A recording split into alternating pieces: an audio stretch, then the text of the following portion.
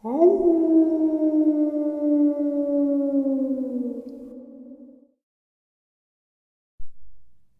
greetings and salutations, everyone, and I hope everyone is doing well today. Today, I have something that I've talked about for a little while now, a comparative kind of thing when I talk about media and government cover-ups, and I finally dug through the unanswered animal attacks or whatever unknown unanswered animal attacks file that I have.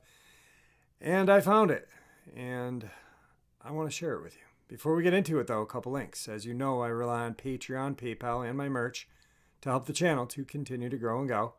The links to Patreon and PayPal are in the description below. My merch displayed directly under the video. Also, Dogman Frightening Encounters, Volume 1, 2, and 3, the audiobook versions. They were written and researched by Tom Lyons, narrated and produced by me, Jeffrey Nadolny. Those audiobooks are available on Audible, Amazon, and iTunes, the links to which are also in the description as well. Now, everyone, I have taken far too much of your time. Let's get on with today's upload, shall we? Hey guys, a couple things I want to talk about really quick. First and foremost is the story about the proof that the government and media has been lying to us for 50 plus years. Apparently, I thought I did, but maybe I didn't. With the girl who was yanked from her hammock in the Great Smokies, I thought I said she had felt a clawed paw grab her ankle. I believe I did, but if I didn't, I apologize. That was part of the details of that story. And the second, because I had said opposable thumbs, so something had grabbed both women that I had talked about last night. The second is pretty self-explanatory. The woman was in a zipped tent, which I know I had said that because her and her companions had put their food out of their tents and put them up in a tree and then re-zipped their tents. That is part of the article. And apparently when I said opposable thumb, a lot of people wanted to be like, hey, a bear can grab you by its mouth and drag you. Well, yeah, my cat drags toys out of his toy box all the time. Doesn't mean he's got a paw that can grab my ankle. Nor can my cat or a dog or a bear open a zipper with its mouth unless it's Hollywood trained. So I just wanted to clarify that. And if I didn't say clawed paw for the girl in the Great Smokies, my bad. But with the case in Montana, pretty self-explanatory, I thought. Now, I wanted to share with you guys a case that none of these cases are anything but horrifyingly saddening for the friends and family. But there is one case that I had stumbled across about a year and a half ago that was actually, the thing that was humorous about it was the wife's actions and comments and the media and the law enforcement and how they worded everything in the cover-up story. I finally dug through. This is 3 years of research on unanswered animal attacks. 2 folders. I mean, I had to dig through all of that to find this story to share with you guys. And I'm super excited that I found it because it really shows you how the media thinks we're retarded. They really think we have not a clue in our brain about anything. You know, they really think that we are just sheep and whatever they feed us, we'll eat and just take it. So I really want you to really listen to how idiotic this is. All right. We'll start from the first page here.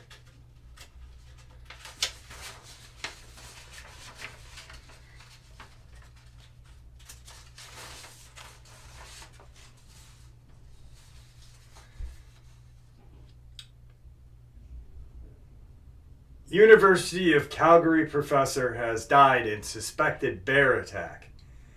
The identity of the deceased man found near Waiparous Creek in the early hours of May 5th has been confirmed. Dr. David Lertzman, a senior professor at the University of Calgary at the Haskan School of Business, has died in what is suspected to be a bear attack. The well-known professor, Dr. Lertzman, research had a focus on sustainable development and leadership with Indigenous people. His most recent work was dedicated to better understanding and improving the social, ecological, and cross-cultural performance of the Indigenous community and energy sector. Lertzman was said to be an avid outdoorsman. Alberta Fish and Wildlife is working with the RCMP, the Medical Examiner's Office, to determine what kind of animal or animals were involved. The area will remain closed as officers attempt to capture the animal. Okay, what's wrong with that first one, you're wondering? Well, unless you didn't catch it, because we don't. When we're reading this stuff in the online or in the newspaper, my parents still buy the paper and read a physical paper. So that's why I say newspaper a lot. Now, we don't really kind of register everything that's put. We read the title, right? And then the body is what we focus on mostly. University of Calgary professor has died in a suspected bear attack. Okay? Boom. Right off the bat. And then it says, Alberta Fish and Wildlife is working with RCMP, the Medical Examiner's Office, to determine what kind of animal or animals were involved. You just told us it was a bear attack right off the start. Now you don't know what it is. So we're supposed to trust you because you're lying to us right from the rip. Can't do it. Now it gets even better, and God bless this poor man. And I'm not laughing at this man's loss of life. I'm laughing at the stupidity of how everything was written. So let's get into that real quick. Grizzly bear still on the loose after killing professor in Calgary and escaping traps. The hunt for a bear that killed a Canadian professor has been scaled back after traps failed to capture the female grizzly before she fled the area. Almost 3 weeks after David Lertzman's body was found in northwest Calgary, local government officials announced they removed baited traps as the bear was no longer in the area of the attack in Waiparous Creek. The University of Calgary professor went missing on the 4th of May after going for a run near the Moss Trail, with Alberta Justice and Solicitor General spokeswoman Ina Lucilla saying he was killed by a mature female bear. Because there hasn't been any bear activity detected in the past couple of weeks, officers have removed the traps to mitigate the risk of inadvertently attracting other predators to the area, she told the National Post. While the Alberta Justice and Solicitor General's office did not immediately respond to the Independent, Ms. Lucilla told the Post that action could be taken against the bear as the investigation continued into the death. Action could be taken against the bear. Why don't you just say you're going to euthanize it instead of making it sound like it's a court case? Wait, because you're a solicitor and you want to make everything sound professional. Secondly, how do you know it was a female bear? There was no sighting of a female bear in the area. No one had seen one. Plain and simple. No one stated they saw a bear in this area. It is not known whether the female grizzly was accompanied by cubs, but based on evidence, a single bear was involved in the attack, Miss Lucilla said to the Post in an email. At this point, it does not appear to be a predatory attack. Mr. Lertzman, who was 59 at the time of his death, taught environmental management and sustainable development as an assistant professor at the University of Haskin School of Business. The school's dean, Dr. James DeWalt, said Mr. Lertzman had worked at the university since 2000 and was a friend to all, a spiritual leader who was committed to their indigenous connections. His wife, Sarah Lertzman, posted to Facebook that her beloved partner was trail running as he does twice daily to maintain a deep connection to nature. He was attacked by a bear from behind and pushed off a very high embankment, 300 meters, and was found near a river, Miss Lertzman wrote. It gets better. I had searched for him myself for 2 hours early in the night and walked right past the point of the attack, and I saw no sign of it. I was looking for a man in trouble and not for a scene of something that happened, she adds. I did not know the risk to myself at that moment, and I am truly blessed that nothing happened to me, as the officers reminded me repeatedly later that night. Miss Lucilla told the Post that the trails north of Waiparis Village would remain closed while Alberta Fish and Wildlife officials continue to monitor the area for future signs of the bear. She said the closure would be enforced and anyone entering the area could be fined, and that people should remain calm, back away, and find somewhere to hide if encountering a bear. While the grizzly may have posed a further danger to Miss Lertzman during the search or other visitors to the area, she had kind words for the bear that took her husband's life. We felt the bear's spirit transition too. It was as if they were wrapped around each other, she wrote. What? Hang on 1 second. So, I'm sorry I had to hit pause really quick because it's the strangest statements were made. Like, the bear had a connection. We transitioned together. What? First of all, you're telling us that a bear walked up behind your husband. First of all, there's no evidence of a bear in the area. They mentioned no mentioned no prints, no anything, nobody seeing anything. But yet, this female bear with cubs that has never been seen came up behind this guy and pushed him off a cliff. And then his wife is walking around and she doesn't know what she's looking for. She's not looking for a place where a skirmish happened. No, she's looking for her body of her husband. Well, if you're looking for your husband, aren't you going to notice like where a skirmish happened? Wouldn't you be looking for that? I would be. And then you're going to a location where you believe your husband was attacked by a bear, but you don't think you're in danger until the officers tell you? I think I don't even know what to say. I don't know. I think the media is stupider than they think we are.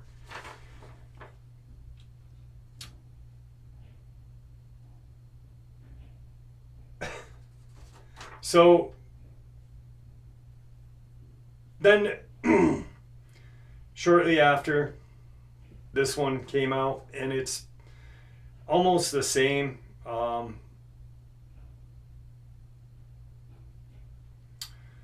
Grizzly bear that killed a beloved University Calgary professor has not been located in traps. He was found off the Moss Trail. It had been determined that he'd been killed by a mature female grizzly. That mature female grizzly came up and pushed him off the area. They didn't want to leave traps out because inadvertently they'd bring in more predators.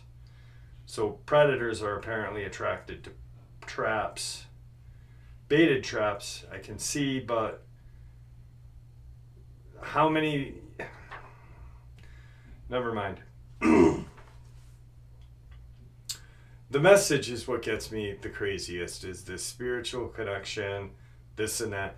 I mean, do you really honestly think that the media, on top of telling us that this bear had she said she later learned her husband had been charged by the bear from behind and pushed over a 300-meter embankment.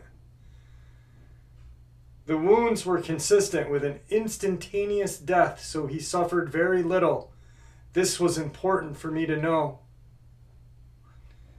I have no idea what people think anymore. She expressed no anger toward the bear, writing that she felt a spiritual connection to her husband while being comforted by friends soon after his death. We felt the bear's spirit transition too. Then it gets even stranger. All right. 40 miles away, about a month later. Now, this is strange because you'll catch it. Calgary, Alberta Fish and Wildlife confirms the grizzly bear. Hang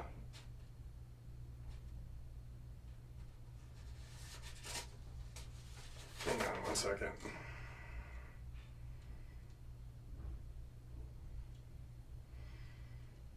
Yes, okay.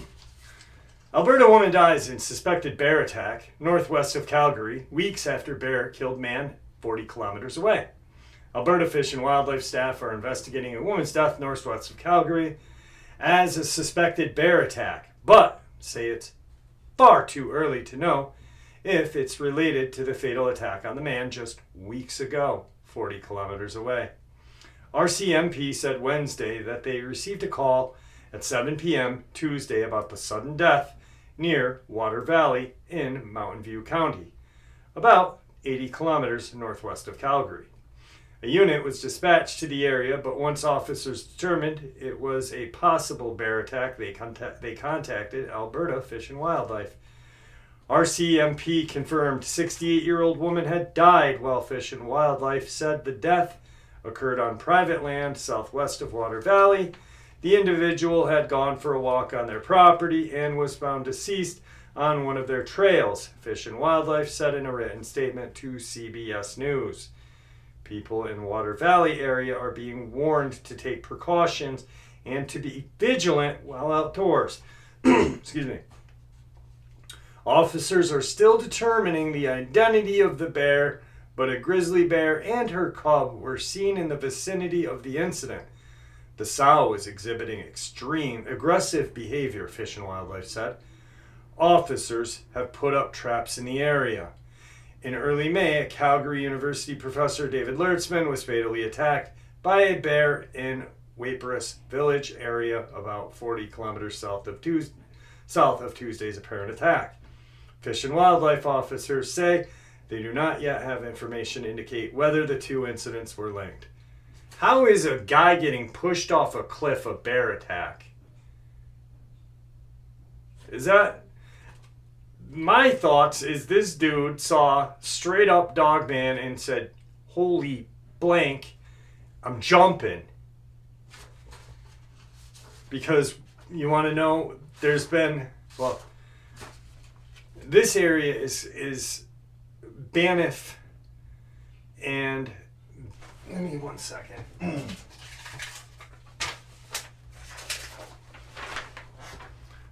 Banff Park. All right. Now, if you Google Banff and Dogman, or you look up Banff, Bigfoot Banff encounters, BANIFF, you will pull up encounters and sightings. It's just plain and simple. Now, we're not done yet. Okay, so now you're telling us that you saw a bear, a female bear, with babies, little cubs, the same as this guy, but you didn't see any with the professor, but you saw him with this lady. So a month ago, you made the assumption. Now you probably are making the same assumption and lying, saying that you saw him. Because wait, it's better.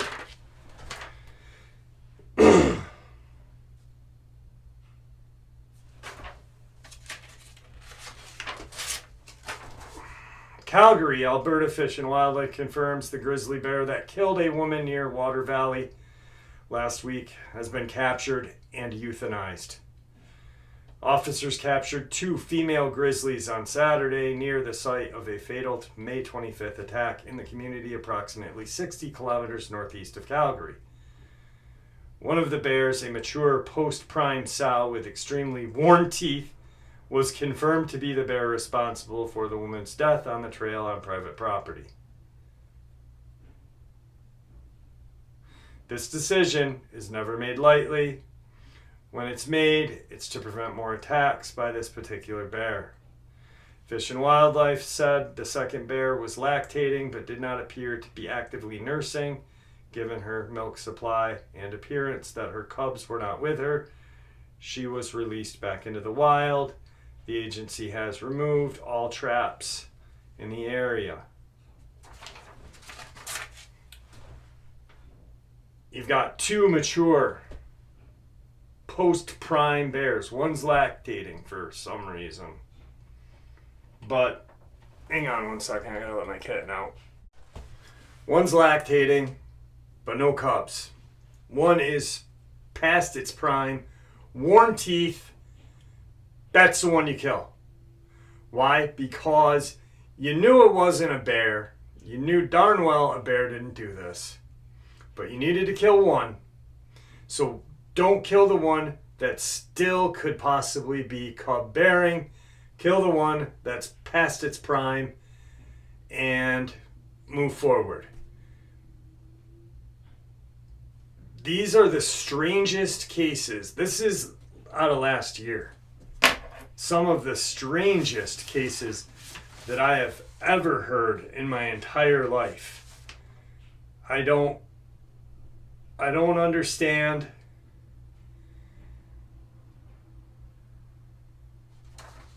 I don't understand the media or the government, and I don't know why they lie.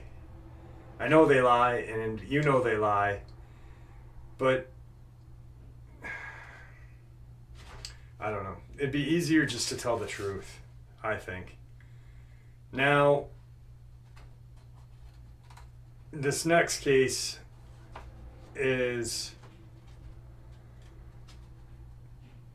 very strange because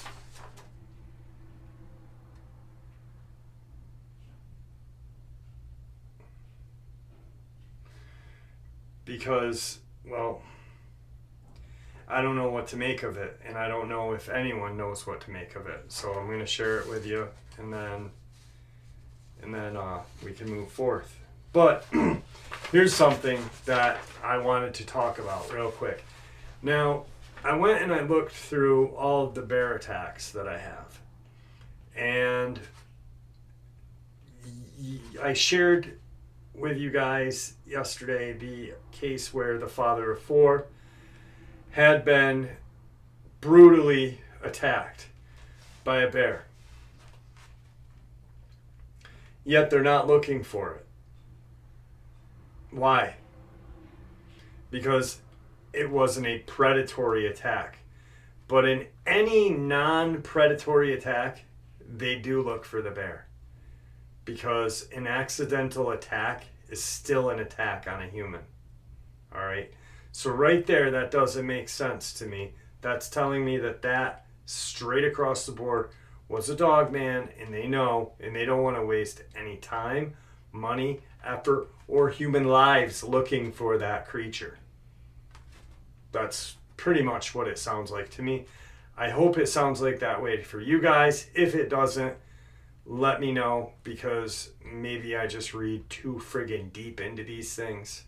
But I don't think I am. I really don't. Actually, when I go in and I start looking at these cases, I usually, before I make a video about them, I talk to my dad about them, and I talk to one to two friends about them and ask them, hey, what do you think about this? Does this sound strange to you? And if they say yeah, that's when I make the video. All right, I just don't go boom, make the video and just start. These cases just annoy me and they make me upset, because human lives are lost. Fathers, mothers, sisters, brothers, aunts, uncles, children are dying, and no one cares. But if it was freaking the government or some bigwig millionaire in Thad that went to Harvard, got attacked, and Thad got found by, they'd immediately do something, wouldn't they? But because it's a middle-class American or lower middle-class American, they don't give a crap about us. They care about Thad and Harvard. Just kidding. I'm just being a dick now. Sorry. And this is another article that was in the same vicinity. An Alberta wildlife and conservation expert said it's unlikely that a hiker who was rescued following a grizzly bear encounter at Waterton Lakes National Park was ever in danger and overreacted out of his own fear. Former Banff Park Superintendent Kevin Van Tighem said he also bothered by the sensationalized coverage of bear encounter. That really triggered me, added Van Tighem. Eric Macapus was hiking in the Mount Crandall area of Waterton Saturday when he came across a female grizzly bear and its cub. I heard a growl in my back. Like, what was that? According to Macapus, the bears were about 12 meters away when he first saw them. The cub began following him up the mountain. He said he scrambled to the summit, twisting his ankle in the process. When he reached the top, he called 911 for help and remained at the summit for over 5 hours before he could be airlifted to Cranbrook, BC. The bears left while Macapus was waiting. That's my first experience, so I was worried about being eaten by bears. It was just crazy. But Van Tighem said by the hiker's description of the events, it's unlikely he was ever in danger, and overreacted out of his own fear. Van Tighem has written more than 200 articles, stories, essays on conservation and wildlife, and is author of Bears Without Fear, a book summary points out of the risk of an automobile accident on the way to bear country far outstrips the risk of a close-range encounter with a bear.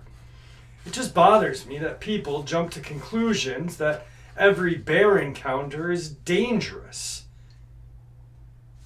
It sounds like that was actually a wonderful gift for him, an experience to be in the vicinity of a grizzly that weren't being aggressive or threatening him. Van Tighem says it's likely the bears were just foraging and traveling on the mountain and had already accepted his presence. If he had gone by the bear and the bear came out behind him, it knew he was there and had already determined he wasn't a threat. Van Tighem said it was obvious that the bear didn't chase the hiker. If the bear had chased him, it would have caught him. Van Tighem maintains the only thing that made the encounter scary was the fear the hiker felt. Macapus said he hopes people can learn from his experience. He just wants to remind people to make noise while hiking to ward off unwanted animals. Have their bear spray handy and carry a portable phone charger in case you need it. Van Tighem agrees people need to carry the appropriate equipment, but also have responsibility to educate themselves if they plan to go hiking in bear country. Going blindly in bear country without any sense of what to make of it when you see a bear is not really a smart thing to do. It's not a responsible thing to do. He added to turn it into a survival story as opposed to an interesting and unique wildlife encounter doesn't do any good for people or the bears. That fear kills bears, said Van Tighem. So, that gentleman, Van Tighem, is an expert on bear. This guy sees a female with its cub. We are always told females are dangerous when they have cubs. Hence the two articles prior to this one, right? Female with cubs, aggressive. All this article says to me is simply that these two attacks prior were not a bear.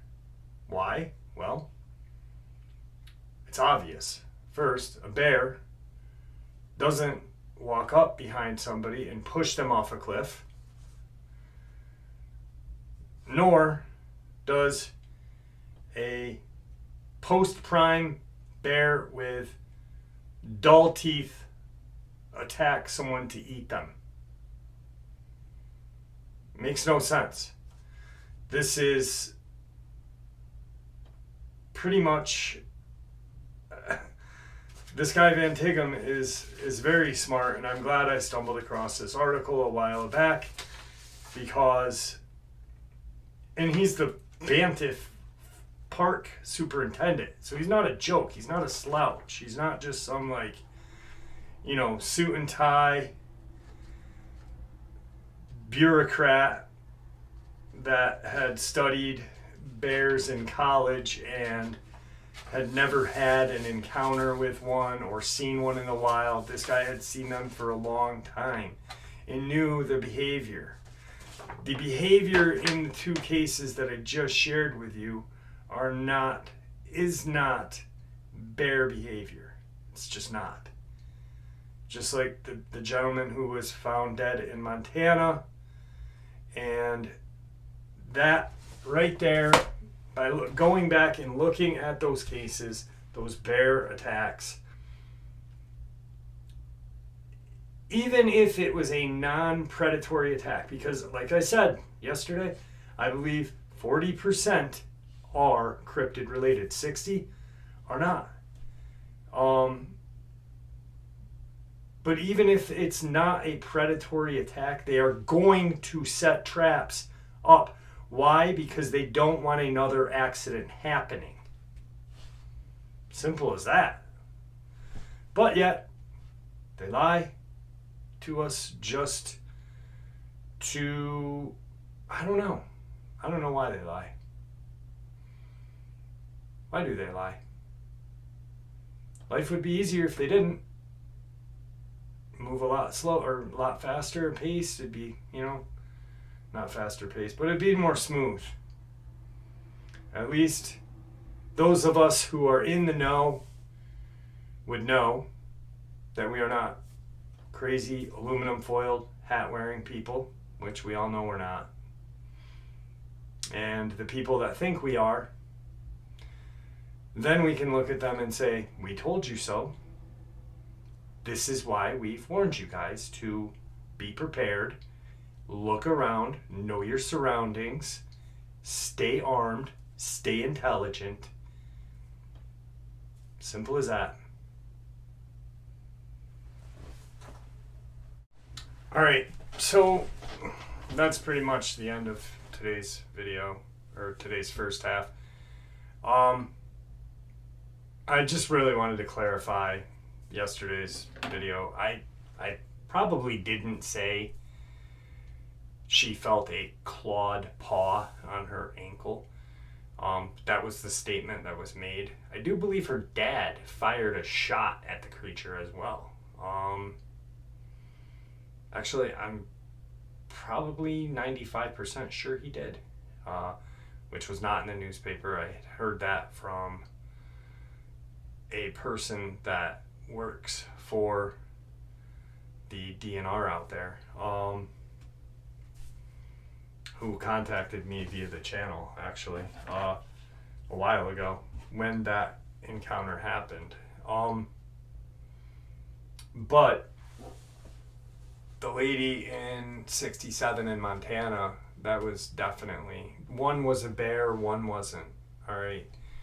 And it's a rarity that bears attack people. It's honestly a rarity that a wild animal attacks a human being at all. And when it happens, there's proof of that animal. It's not just like this holy crap, like we think it may be a female bear with a cub, yet we haven't seen it, but that's what it is. I mean, the Grand Inquisitor of Canada, or whatever she called herself, stated that it was a female bear. How does she know? She's probably never been out in the woods ever. She probably wouldn't even get her Coach shoes dirty. Do they make shoes? I don't even know if Coach makes shoes. But she probably wouldn't even get her like Louis Vuitton shoes dirty going out into the wilderness. Let alone, I think it's humorous that these people that have no idea what the woods even look like make statements about the woods like they know. I don't know anything. I don't know everything about the woods. I know a little bit about where I live. Not everything. I'm constantly learning. Just like with cryptids and Dogman and Bigfoot, there are no experts in this field. I've heard a lot of people, like one person had texted me or emailed me that this other person that has a channel and this and that is an expert because he wrote a book. I know a lot of people who have written books. I've narrated 3 of them for Tom Lyons, and Tom is constantly learning. He's not an expert. He doesn't consider himself an expert. Tim Coonbo Baker, probably the closest thing to an expert in this field, doesn't think he's an expert. The guy's a friggin' the guy knows things that I wish I could just pick apart his brain for, 10 minutes. I wish I could go into his research room. I remember when I first met him and he was talking about his research room in his basement, and he's like, I lost half of the stuff that I had, but I've got this room that's full. Can you imagine? Like, that is someone that I consider an expert, but he's really not, because he's constantly, you're never an expert in this field because you're constantly learning. I learn more stuff from you guys than you learn from me, probably. When people share their encounters with me, I literally take their encounters and break them down and take things out that fit into other encounters in that area, or this and that. This is a field where we're constantly learning from each other, and it's an amazing field. It really is. And it really is a field that once you get involved in will take every ounce of your free time, because that's what you think of. I am constantly thinking about Bigfoot, Dogman experiences, encounters, attacks, this and that. The other day I was driving with my daughter and we were I was bringing her to her friend's house out in farm country. And I'm like literally looking not at the road, I'm looking off at the fields, because there's this one area that has this knoll, and it's got woods all up there, and that area is where there was a, hang on, where is it?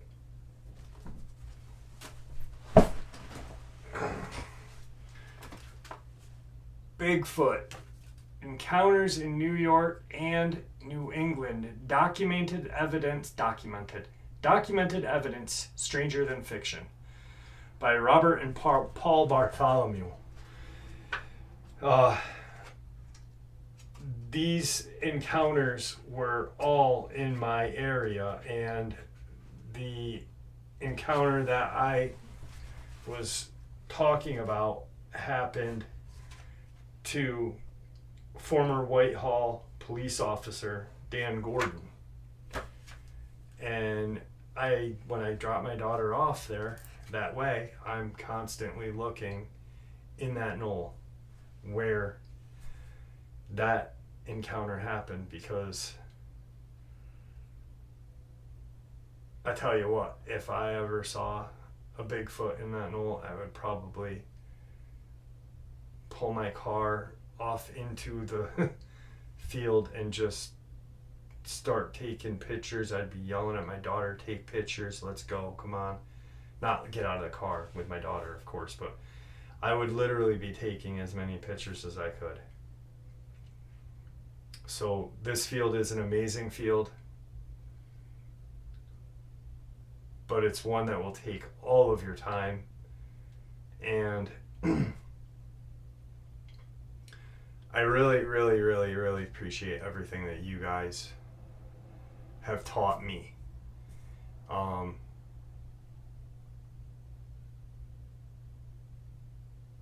Yeah, I don't know what else to say, but thank you. You guys have really... This isn't my channel. This is our channel. And you guys are what makes it great. I don't make it great. All I am is a guy with a microphone, 2-3 microphones, and a camera, and a couple of freaking computers with some programs, and one encounter. You guys are the ones who share your encounters, who share your thoughts, who share your opinions, who share your ideas. Because if it wasn't for you guys, I would just be one person with my own ideas and my own thoughts, and they would just be constantly just regurgitating and crappy. So thank you. May the Great Spirit watch over us all, and may He guide us down that path that we call life. Until a little bit later on, my friends.